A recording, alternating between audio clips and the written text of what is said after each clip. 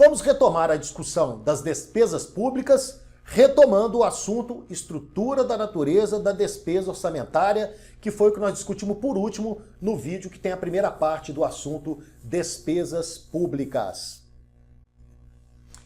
De acordo com o artigo 5º da Portaria Interministerial, Secretaria do Tesouro Nacional e Secretaria do Orçamento Federal, número 163 de 2001, a estrutura da natureza da despesa a ser observada na execução orçamentária de todas as esferas de governo será C, G, MM, EE, DD, onde o C representa a categoria econômica da despesa, o G, o grupo de natureza da despesa, o MM, a modalidade de aplicação, o EE, o elemento da despesa, e o DD, o desdobramento facultativo do elemento de despesa. Categoria econômica, conforme nós vimos no vídeo anterior, é representado pelas despesas correntes, com o código 3, e pelas despesas de capital, com o código 4. Grupo de natureza da despesa. De novo, nós vimos isso no vídeo anterior.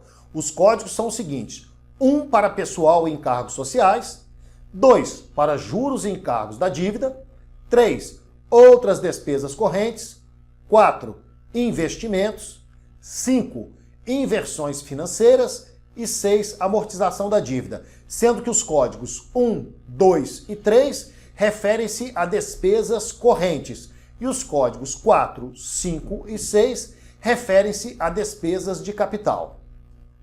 Modalidade de aplicação. Bom, lá no Manual de Contabilidade aplicada ao setor público, tem uma tabela bem grande com os códigos e as modalidades de despesa. Nós coletamos alguns exemplos para apresentar para vocês. Então vamos lá, o código 20, transferências à União, código 22, execução orçamentária delegada à União, código 30, transferência a estados e ao Distrito Federal, código 40, transferências a municípios, código 50, transferências a instituições privadas sem fins lucrativos, código 60, transferências a instituições privadas com fins lucrativos, código 67, execução de contrato de parceria público-privada, código 80, transferências ao exterior e código 90, aplicações diretas. A título de exemplo, o código 20, transferências à União, refere-se a despesas orçamentárias realizadas pelos estados, municípios e Distrito Federal, mediante a transferência de recursos financeiros à União. A título de exemplo também, o código 50, transferências a instituições privadas sem fins lucrativos, refere-se às despesas orçamentárias realizadas mediante transferência de recursos financeiros a entidades sem fins lucrativos, sem vínculo com a administração pública. E mais um exemplo, código 67, execução de contrato de parceria público-privada, que se refere a despesas orçamentárias do parceiro público decorrentes dos contratos de parceria público-privada. Elementos da despesa. De novo, nós fomos lá no Manual de Contabilidade aplicada ao setor público e entre os vários elementos de despesas que constam de uma tabela bem grande que tem lá, nós coletamos alguns a título de exemplo. Então nós temos aí código 01, aposentadoria do regime de previdência do servidor, reserva remunerada e reforma dos militares. Código 3, pensões do regime de previdência do servidor e do militar. Código 4, contratação por tempo determinado.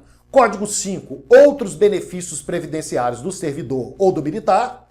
Código 6, benefício mensal ao deficiente e ao idoso. Código 7, contribuição a entidades fechadas de previdência. Código 10, seguro-desemprego e abono salarial. Código 11, vencimentos e vantagens fixas do pessoal civil.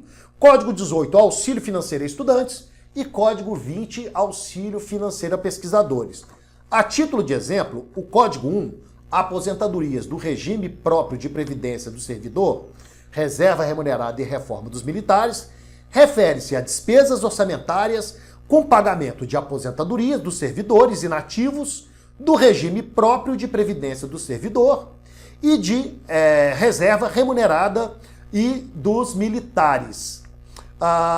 O Código 6, benefício mensal ao deficiente e ao idoso, refere-se a despesas orçamentárias decorrentes do cumprimento do artigo 203, inciso 5 da Constituição Federal, que trata da prestação de assistência social a quem dela necessita. E por fim, aí, a título de exemplo, o Código 18, auxílio financeiro a estudantes, refere-se à despesa orçamentária com ajuda financeira concedida pelo Estado a estudantes comprovadamente carentes. E também refere-se a auxílio para o desenvolvimento de estudos e pesquisas de natureza científica para a pessoa física na condição de estudantes. Vamos discutir agora as etapas da despesa orçamentária. São duas: a etapa do planejamento e a etapa da execução orçamentária.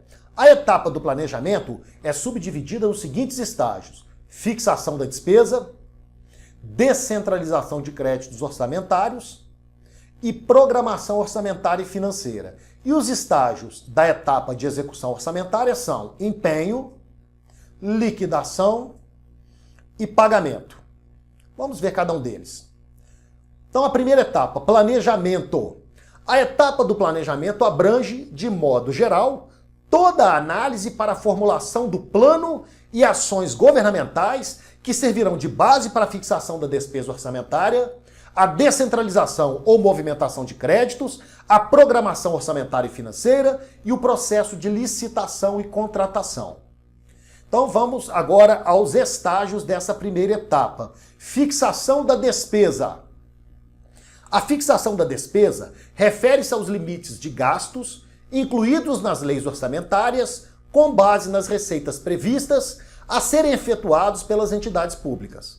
A fixação da despesa orçamentária insere-se no processo de planejamento e compreende a adoção de medidas em direção a uma situação idealizada, tendo em vista os recursos disponíveis e observando as diretrizes e prioridades traçadas pelo governo. O processo da fixação da despesa orçamentária é concluído com a autorização dada pelo Poder Legislativo por meio da Lei Orçamentária Anual, ressalvadas as eventuais aberturas de créditos adicionais no decorrer da vigência do orçamento. O próximo estágio dessa primeira etapa é descentralizações de créditos orçamentários. Ocorrem quando for efetuada a movimentação de parte do orçamento, mantidas as classificações institucional, funcional, programática e econômica, para que outras unidades administrativas possam executar a despesa orçamentária. Na descentralização, as dotações serão empregadas obrigatória e integralmente na consecução do objetivo previsto pelo programa de trabalho pertinente, respeitadas fielmente a classificação funcional e a estrutura programática. Portanto, a única diferença é que a execução da despesa orçamentária será realizada por outro órgão ou entidade. Mais um estágio da primeira etapa da despesa pública, programação orçamentária e financeira. A programação orçamentária e financeira consiste na compatibilização do fluxo dos pagamentos com o fluxo dos recebimentos, visando ao ajuste da despesa fixada às novas projeções de resultado e da arrecadação. Se houver frustração da receita estimada no orçamento, deverá ser estabelecida limitação de empenho e movimentação financeira, com o objetivo de atingir os resultados previstos na LDO e impedir a assunção de compromissos sem respaldo financeiro, o que acarretaria uma busca de socorro no mercado financeiro, situação que implica encargos elevados. Agora, a segunda etapa, a execução orçamentária. A execução da despesa orçamentária se dá em 3 estágios na forma prevista na Lei 4.320 de 1964. Empenho, liquidação e pagamento. Vamos ver esses estágios. Empenho. Segundo o artigo 58 da Lei 4.320 de 1964, é o ato emanado de autoridade competente que cria para o Estado obrigação de pagamento pendente ou não de implemento de condição, consiste na reserva de dotação orçamentária para um fim específico. O empenho será formalizado mediante a emissão de um documento denominado nota de empenho, do qual deve constar o nome do credor, a especificação do credor e a importância da despesa, bem como os demais dados necessários ao controle da execução orçamentária. Agora, o estágio da liquidação. Conforme dispõe o artigo 63 da Lei 4.320 de 64, a liquidação consiste na verificação do direito adquirido pelo credor, tendo por base os títulos e documentos comprobatórios do respectivo crédito e tem por objetivo apurar, segundo o parágrafo 1º do referido artigo, 1. A origem e o objeto do que se deve pagar, 2. A importância exata a pagar e 3. A quem se deve pagar a importância, para extinguir a obrigação. E aí, o último estágio, o pagamento. O pagamento consiste na entrega do numerário ao credor por meio de cheque nominativo, ordens de pagamento ou crédito em conta, e só pode ser efetuado após a regular liquidação da despesa. Essas foram as referências bibliográficas que nós utilizamos na elaboração desse vídeo. Espero que o vídeo tenha sido útil para vocês. Se o vídeo foi realmente útil para vocês, não deixem de dar uma curtida e de compartilhar esse vídeo com as suas redes de relacionamento. Até o nosso próximo vídeo.